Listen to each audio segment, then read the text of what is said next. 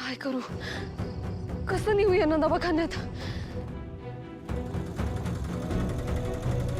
दादा दादा थांबा ना, थांबा ना प्लीज. यांना ना हॉस्पिटलमध्ये घेऊन जायची फार गरज आहे. मला जरा मदत करता का? करतो ना, करतो. या ना प्लीज. हॅलो.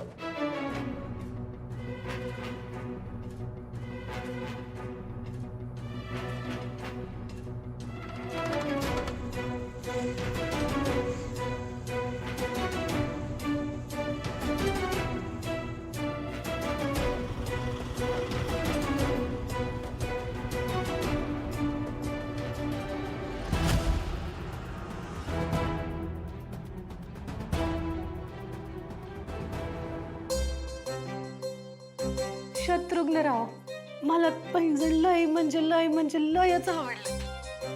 अगं मग हे भेटल्यावर सांगायचं ना. इतक्या वेळ तुझ्या बरोबरच होतो का नाही? लगेच फोन कशाला केला? आता पैंजण बघितलं की तुमची आठवण येते. त्याला मी तरी काय करणार? आणि तुम्हाला तर माहिती आहे ना, मला तुमची आठवण आली की माझा स्वतःवर ताबाच राहत नाही. हे बघ तुला. बरं ती जाऊ द्या. मला सांगा, आता आपली भेट परत कधी होणार? अरे तू अहो, जेवायचं नाही का? भूक नाही का लागली?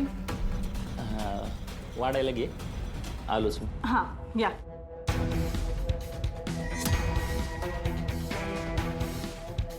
कोण होतं? आई होती, आई जेवायला बोलवायला आली. तुमची आई तुम्हाला आवाजावं करून बोलते? आता हे महत्वाचं आहे का ग? माझ्यासाठी तर फक्त तुम्हीच महत्वाचे आहे.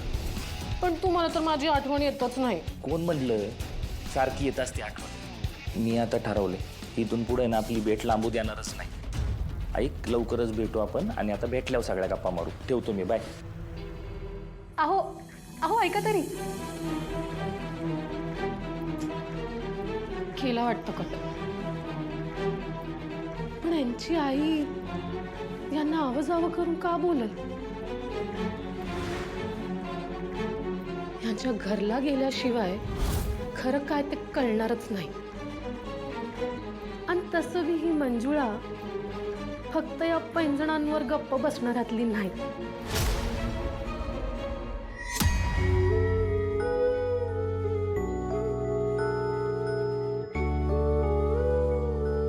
सिस्टर, यांना सलाईन लावून घ्या.